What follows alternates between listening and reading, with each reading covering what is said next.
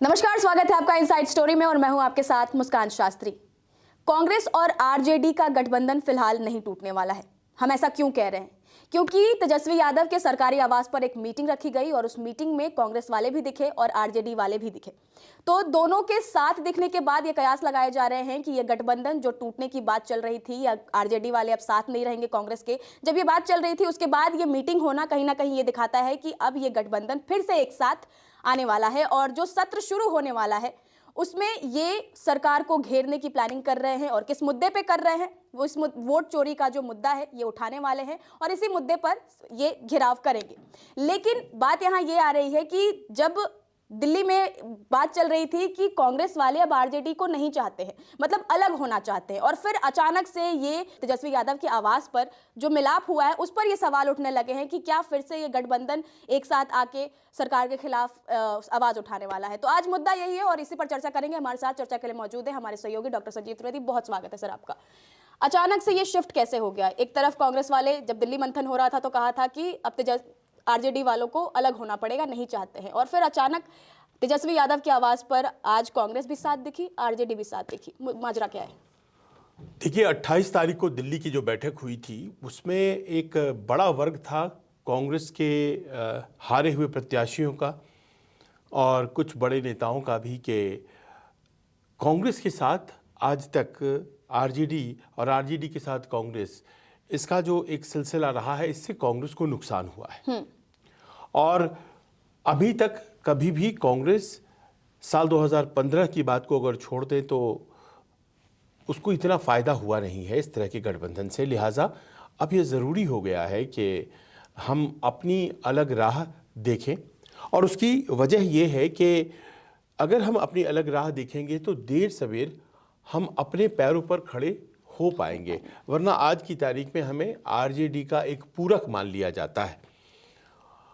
अब इस विचार को ऐसा नहीं है कि यूं ही कह दिया गया था, चूंकि हार हो गई है तो इसीलिए कह दिया गया था। इस विचार को कांग्रेस के बहुत से लोग महसूस करते हैं। मान लीजिए जिनको टिकटें मिल जाती हैं वो तो चलिए ठीक है, आरजेडी का समर्थन उनको मिल जाता है और वो खुश रहते हैं कि नहीं नहीं आरजेडी ज़रूरी है।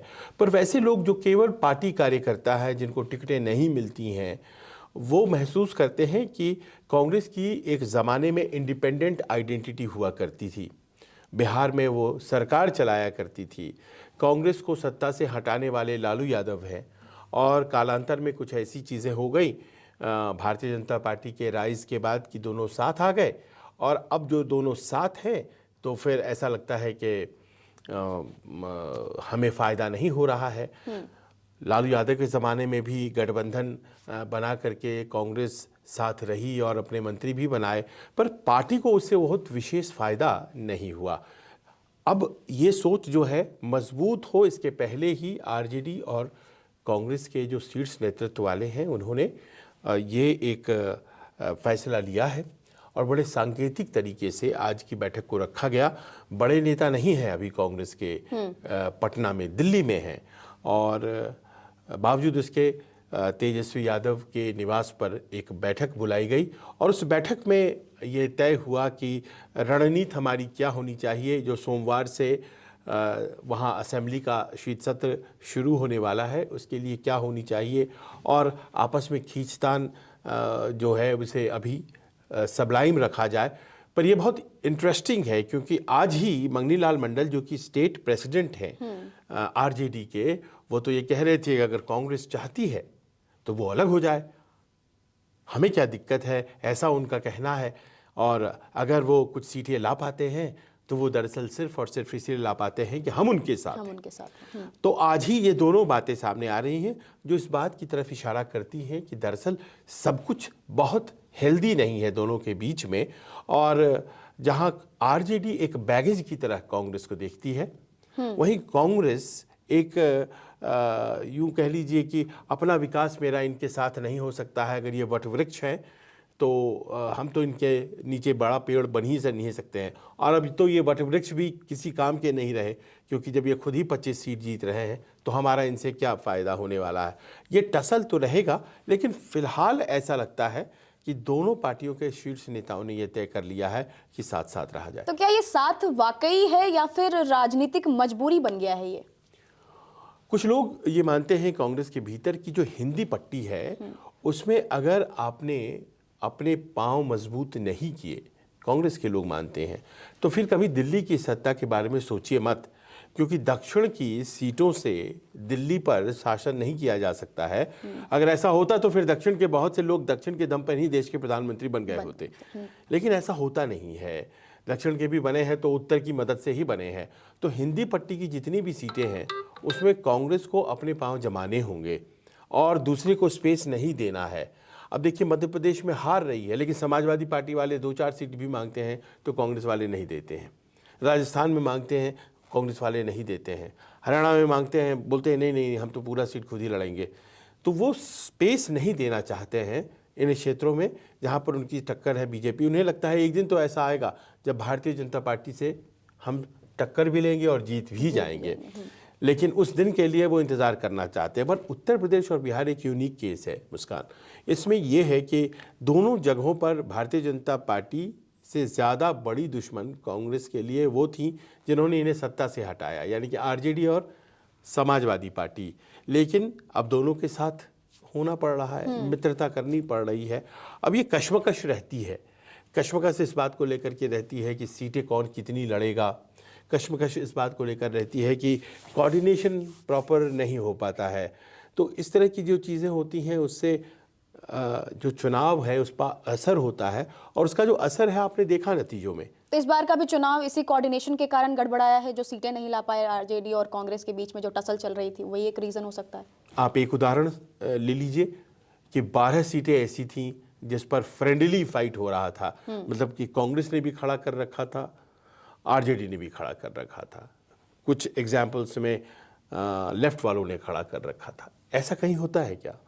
कोई गठबंधन कोई इस तरह से चुनाव जीतता है क्या? आपने 12 सीट तो एक तरह से तश्तरी में सजाकर एनडीए को दे दिए, क्योंकि आप 2 लड़ रहे हैं, वो 1 लड़ रहे हैं, आपके वोट 2 भागों में बटेंगे, उनका 1 वोट आप दोनों से कम भी होगा तो भी वो सीट उनकी झोली में जाएगी, जो कि गई।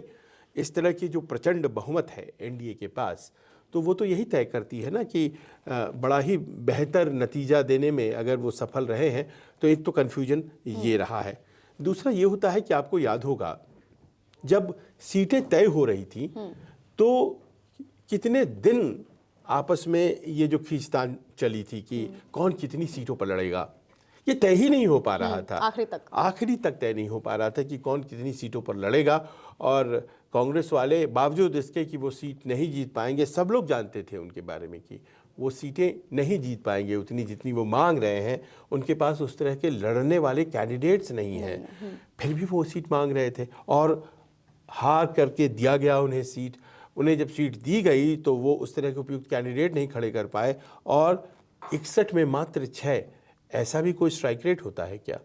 मात्र 6। और देखिए दूसरी वजहों को तो ब्लेम करा ही जाएगा कि 10,000 रुपये दे दिए गए, और इस बात को कहा ही जाएगा कि एक वोट चोरी का सवाल है जिसको कि कांग्रेस उठा रही है। पर इन सब के बावजूद लोग मानते हैं कि कांग्रेस का बिलो पार परफॉर्मेंस है और कई जगहों पर आप दूसरे नंबर पे भी नहीं आ रहे हैं। तो क्या है ये? तो बहुत अजीब स्थिति आपकी हो जा रही है।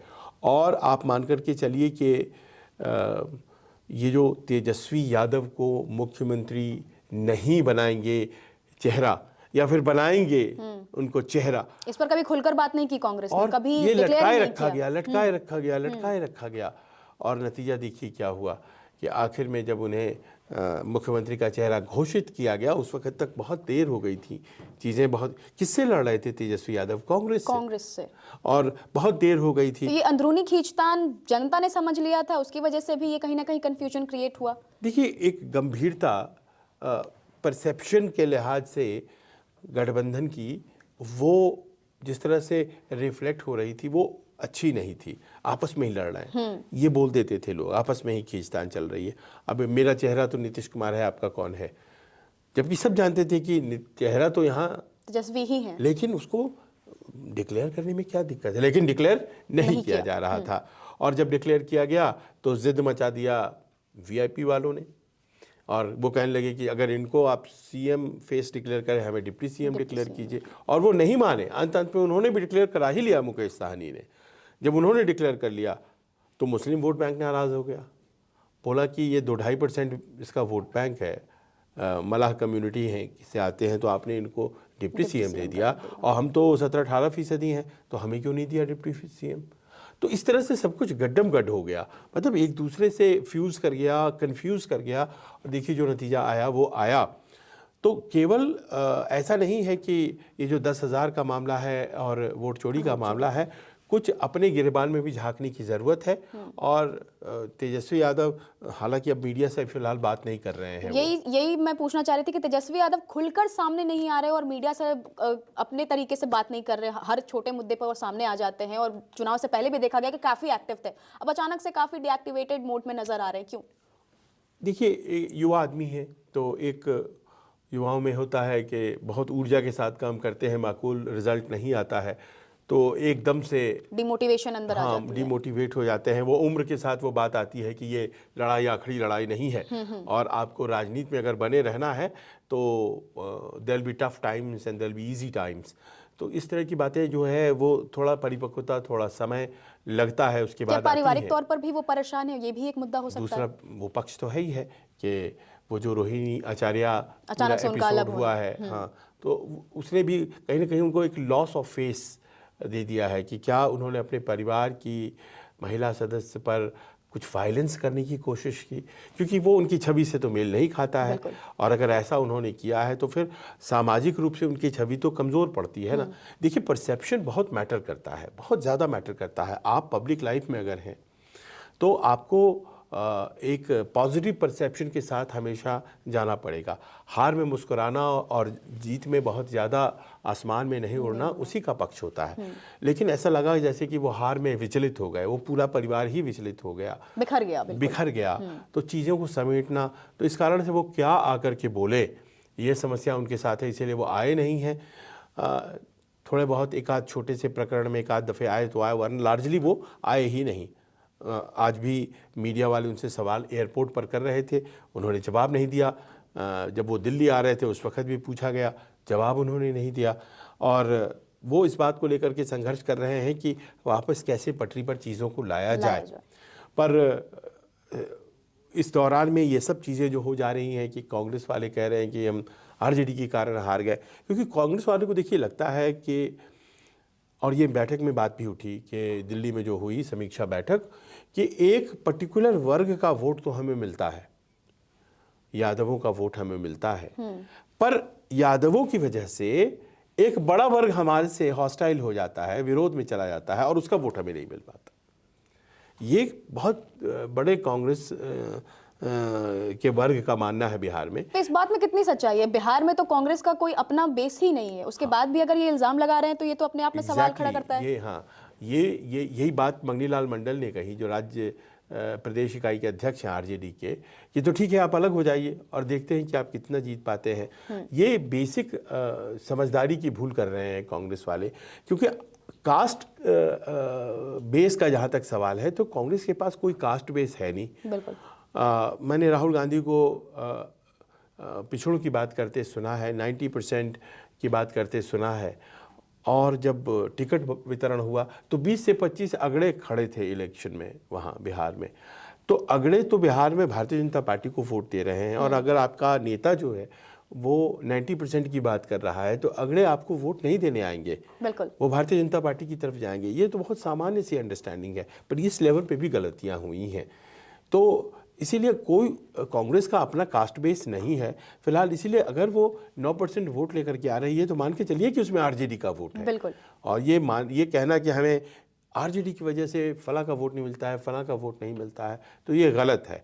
पहले तो अपने आप को समझना पड़ेगा कि हम खड़े कहाँ हैं, और उसके बाद से कोई चाहत रखनी चाहिए।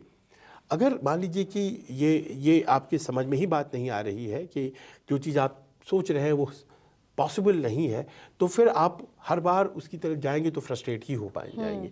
तो इस बात को कांग्रेस का कोई परिपक्व नेतृत्व समझे, इस बात की ज़रूरत है। अभी तो फिलहाल राहुल गांधी ने ये बात कह दी है कि आप आरजेडी को दोष देते हैं, तो ये बताइए कि जहां आरजेडी के खिलाफ आप थे मतलब ऐसी 12 जगह तो थी ना जहाँ एक दूसरे के खिलाफ लड़ रहे थे, तो वहाँ आपने आरजेडी को क्यों नहीं हराया? अब इस तरह के लॉजिक का बहुत मतलब मुझे समझ में नहीं आता है, लेकिन इतना तो समझ में आ गया कि राहुल गांधी कम से कम अभी फिलहाल ये नहीं चाहते हैं कि आरजेडी और कांग्रेस के बीच कोई दुराव हो, अलग हो। लिहाजा ये जो साथ है फिलहाल बना रहेगा। कमोबेश इसमें टूट फूट और उसकी गुंजाइश है। अगर आरजेडी कांग्रेस से अलग होती है या कांग्रेस आरजेडी से अलग होती है तो इसका नुकसान किसे होगा और इसका फायदा किसे हो सकता है? देखिए, नुकसान तो दोनों को हो जाएगा, क्योंकि मसला मुस्लिम वोट्स का है। मैंने इस बार के बिहार इलेक्शन के कवरेज में पाया कि राहुल गांधी के प्रति मुस्लिम समुदाय का एक अट्रैक्शन है और वो चाहते हैं कि हम राहुल गांधी को वोट दें, क्योंकि कंसिस्टेंटली फाइट करने वाले राहुल गांधी, तेजस्वी यादव, अखिलेश यादव जैसे ही कैरेक्टर्स हैं जो कि भारतीय जनता पार्टी से लड़ाई लड़ते हैं। राहुल गांधी उसमें अग्रणी हैं, वो लड़ते हैं और उनका स्टैंड। पर दिक्कत क्या है कि राहुल गांधी को वोट दें तो कैसे दें? उनके पास मुस्लिम वोट के अलावा और क्या है जोड़ने को? तो उनको जोड़ने के लिए चाहिए कोई ऐसा प्लस वोट जो कि लेकर के आते हैं अखिलेश और तेजस्वी। लिहाजा non BJP, non NDA votes को हमेशा ये एक आधार चाहिए जिसके आधार पर वो जुड़ें। तो आरजेडी और कांग्रेस और सपा यही फैक्टर्स हैं कांग्रेस के लिए। वो भूल जाइए दिन कि आप अकेले बिहार पर शासन करते थे या आप उत्तर प्रदेश में सत्ता में हुआ करते थे। अब वो दिन नहीं है, भविष्य में आएंगे नहीं आएंगे कोई जानता नहीं है। आज की तारीख में सपा और आरजेडी जैसे दल एक सच्चाई है, तो आप बढ़िया कोऑर्डिनेशन कितना कर सकते हैं इस पर ध्यान देने की ज़रूरत है। उस पर शायद हारने के बाद लोगों का ध्यान जाता नहीं है और हारने से पहले अपनी अहमियत को जताने में ही वो इम्पोर्टेंट क्रूशियल जो एक सहयोग का प्लेटफॉर्म तैयार हो सकता था वो छिन्न भिन्न हो जाता है। बिहार में यही हुआ, उत्तर प्रदेश में भी हो जाएगा क्या, इस बात की आशंका अभी से लोगों को है। तो क्या कांग्रेस अपने आप को इफेक्टिव ऑपोजिशन के रूप में दिखाने में एक बार फिर से फेल हो गई है? देखिए, जो ट्रैक्शन उसने गेन किया था लोकसभा चुनाव के बाद, क्योंकि नतीजे जब आए तो मात्र 52 या 55 सीटों से वो 100 सीटों के आसपास चली गई। 99 तो उसने जीत लिए हैं और पप्पू यादव एक जुड़े हुए हैं, 100 सीट हो गए। वो जो ट्रैक्शन हुआ उससे लगा कि कांग्रेस जो है वापसी की राह पर है। राहुल गांधी की वो भारत जोड़ो यात्रा और उन यात्राओं से उनका एक नया छवि उभर कर सामने आना, लोगों में विश्वास हुआ कि ही मीन्स बिजनेस, बातें अच्छी बोलते हैं। अच्छी बातें बोलना और उसे एग्जीक्यूट करना ज़मीन पर, यही परिपक्वता है। तो आप हवाई किले तो बना सकते हैं, पर कासल्स इन द एयर और ना एंड अ स्मॉल हाउस, है ना, कॉन्क्रीट स्मॉल हाउस, वो दोनों में अंतर होता है। तो आपको चाहिए कि आप पहले कॉन्क्रीट हाउस तो बनाना सीखें। तो ये ख्याली पुलाव बहुत ज़्यादा बन गया और राहुल गांधी के साथ ये बार बार हो जा रहा है। वो जहाँ जीत रहे हैं, अब आप कर्नाटक का उदाहरण देखिए, उन्होंने बड़ी मुश्किल से एक सफलता हासिल की साल 2023 में। उस सफलता को कर्नाटक जैसा बड़ा राज्य भारतीय जनता पार्टी से छीन लिया। आप देखिए, आज तक अगर वहाँ किसी बात की चर्चा होती है तो डीके शिव कुमार सीएम बनेंगे या सिद्धारमैया सीएम का पद छोड़ेंगे। ये गवर्नेंस का मॉडल आपने कौन सा दिया ताकि दूसरे राज्य को जाके आप कह पाए कि साहब देखो बहुत अच्छा हमने वहाँ शासन किया, हमें मौका मिलेगा तो हम ऐसा ही करेंगे।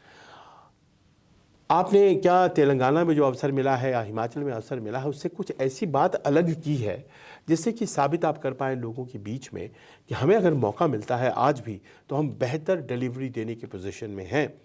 देखिए, डायरेक्ट बेनिफिट ट्रांसफ़र, जो सीधा पैसा जाता है ना, बैंकों में डाल दिया जाता है और सीधे अकाउंट में जाता है, मैं इस बात का साक्षी हूँ। ये शुरुआत किया गया था कांग्रेस के ज़माने में, डीबीटी बोलते थे उसको, डायरेक्ट बेनिफिट ट्रांसफ़र, आपका पैसा आपके हाथ। कांग्रेस दफ्तर में एक प्रेस कॉन्फ्रेंस किया था पी चिदम्बरम ने, बहुत पहले की बात बता रहे थे, वो सत्ता में थे और उस दिन उन्होंने किया था। आज कितने लोगों को देश में पता है कि ये आइडिया उनका था?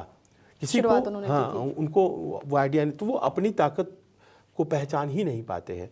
मनरेगा उन्होंने जो शुरू किया है ना, वो रूरल एम्प्लॉयमेंट में एक उसने क्रांतिकारी परिवर्तन किया।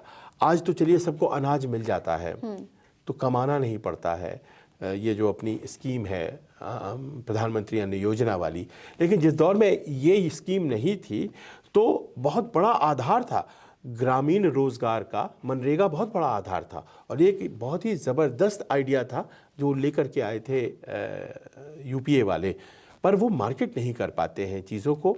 और ये जो आपस की द्वंद्व खींचतान, ये कांग्रेस को इफ़ेक्टिव ऑपोजिशन बनने में मददगार नहीं होती है। इफ़ेक्टिव ऑपोजिशन के लिए इफ़ेक्टिव लीडरशिप भी ज़रूरी है। बिल्कुल। और वो मुझे लगता है कि Rahul Gandhi despite all his good intentions वो कम से कम दे तो नहीं ही पा रहे हैं। बिहार उसका बड़ा क्लासिक केस है। अब एक आखिरी सवाल करना चाहूंगी, बिहार की जो पार्टी आरजेडी की अगर हार की बात करें तो उसमें कहीं ना कहीं ओवैसी भी फैक्टर रहे हैं क्या? मतलब कहीं ना कहीं मुझे ऐसा लगता है कि आरजेडी ओवैसी की ताकत को पहचानने में या जज करने में कहीं नाकाम रह गई, फेल रह गई, उसकी वजह से बिहार का देखिए क्या हुआ कि रिपोर्ट बनाने के लिए कहा गया कांग्रेस वालों को और कहा गया कि आप रिपोर्ट बनाइए भाई हार कैसे हुई है। तो एक मंत्री झारखंड में कांग्रेस सत्ता में है हेमंत सोरेन के साथ, तो इरफान अंसारी उनका नाम है, अपने बड़बोले बयानों के लिए चर्चा में रहते हैं। तो वो बिहार में काम कर रहे थे, तो उन्होंने एक रिपोर्ट बना करके पार्टी आलाकमान को दी है। उस रिपोर्ट पर किसी ने उनसे सवाल किया था जिसके जवाब में उन्होंने ये बात कही है कि जो ओवैसी फैक्टर था उसको असेस करने में हम लोगों ने गलती की और उसका खामियाजा हमें भुगतना पड़ा। 24 सीटें आती हैं 4 ज़िलों में जो कि सीमांचल कहलाती हैं, किशनगंज और कटिहार और उसके अलावा अररिया और पूर्णिया। तो ये जो 24 सीट थी इसमें 5 सीट तो वो जीत गए खुद ओवैसी, और उन्होंने 12-15 सीटों पर नुकसान पहुंचा दिया। तो बहुत कम सीटें वहाँ से 4 या 5 या थोड़ी ज़्यादा सीटें वहाँ से जीत पाए हैं महागठबंधन वाले। और दुर्दशा ये है आज की तारीख में कि सबसे कम मुस्लिम नंबर ऑफ एमएलएज में मुस्लिम पहुँचे हैं। मात्र 10 एमएलए हैं आज की तारीख में बिहार असेंबली में, और आपको जानकर आश्चर्य होगा उसमें से 5 ओवैसी के हैं। तो इतनी बड़ी पार्टी कांग्रेस, इतनी बड़ी पार्टी आरजेडी, और आप सब मिलजुल करके मात्र 5 लेकर के आए, और 10 में से तो एक तो जेडीयू का है और एक एलजेपी का है। तो मतलब इनके पास 3 ही एमएलए आए ना, 5 भी पूरे नहीं हुए। 5 भी पूरे नहीं हुए। 5 ओवैसी के हो गए, एक एलजेपी के हो गए और एक जेडीयू के हो गए। तो आपके पास 3 एमएलए जीत करके आए। तो आपने असेस करने में उन्होंने 6 सीटें मांगी थी और वो 6 सीटें आप दे देते तो संभवतः आप उस क्षेत्र को तो पूरा जीत ही लेते। वो जो 24 सीटें हैं वहाँ पर उसको जीतने में बहुत आपको दिक्कत नहीं होती। 2-4 सीट अगर भारतीय जनता पार्टी एनडीए जीत पाता तो जीत पाता, क्योंकि वहाँ पर मैं गया था तो मैंने देखा कि कितना ज़्यादा आकर्षण लोगों में ओवैसी के प्रति था। तो जो एक रिपोर्टर को दिखाई पड़ रही थी कि क्या वो कांग्रेस या आरजेडी को दिखाई नहीं पड़ रही थी। और अगर आपको लगता है कि किशनगंज में ख़ास तौर पर कांग्रेस हमेशा मानती है कि वही टेस्ट केस है, क्योंकि कांग्रेस जीत जाती है वहाँ पर किशनगंज में, इस बार भी जीत गई है।